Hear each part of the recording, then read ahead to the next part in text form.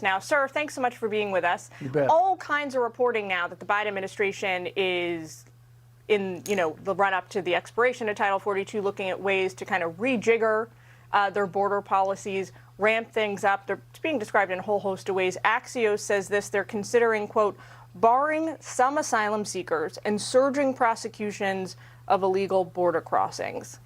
Does that sound like it's going to cut the mustard to you if that is indeed the policy they put forward?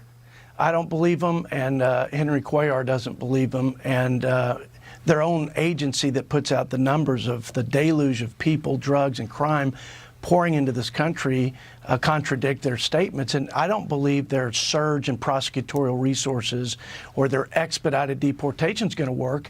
Number one, I don't think their heart's in it. I think the political will isn't there. But every time they mention that, they talk about single adults. And the fact is, the cartels will accommodate children and spouses as passports to get in the country. They will continue to expose and our policies, exploit them, and laugh all the way to the bank because they are making a record number of profit off of this new line of business, unfortunately. While we have you here, sir, I want to make sure we talk politics. House Minority Leader Kevin McCarthy says that GOP holdouts on his bid to become Speaker would be essentially throwing away your party's hard-won majority. As of now, McCarthy can only afford to lose about 4 votes, and several House Republicans have already said he does not have theirs. Here's McCarthy.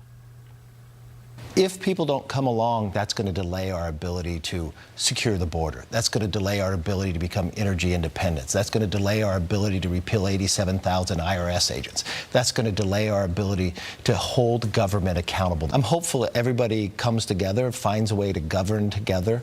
This is what the American people want. Otherwise, we'll be squandering this majority.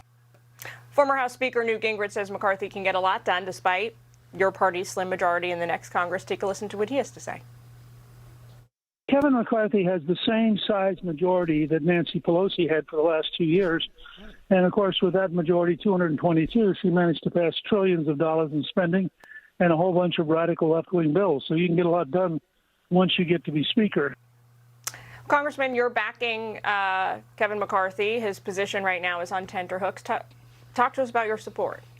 Well, I've watched him listen to the conference and every faction in the conference, and he's made a number of accommodations. I think it's a fair question in terms of how will we as members be empowered and our voice matter in the conference deliberations. And that's a healthy conversation. I think it's a normal one, actually, going into a new majority and with a new leadership team. I think the other cause for concern is just the confidence by the members that the leadership will fight and follow through on our agenda, on the narrative, on the accountability of this lawless administration.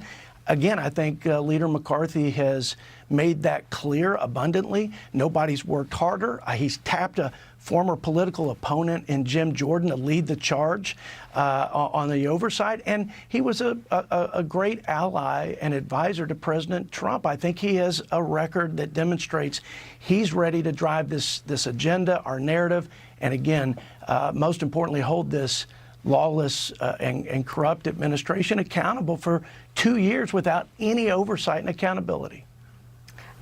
Your colleagues on the other side, House Minority Leader, newly elected Hakeem Jeffries, downplayed this notion that Democrats voting for a moderate will vote for a moderate Republican Speaker. Take a listen to this.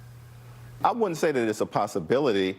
Right now, Democrats are preparing to get ourselves ready as we transition temporarily from the majority into the minority, continuing to work with the Biden administration, with Democrats in the Senate, building upon the great work led by Speaker Pelosi and Steny Hoyer and Jim Clyburn that has been done over the last few Congresses when we've been in the majority. And then let's see what happens on the other side of the aisle.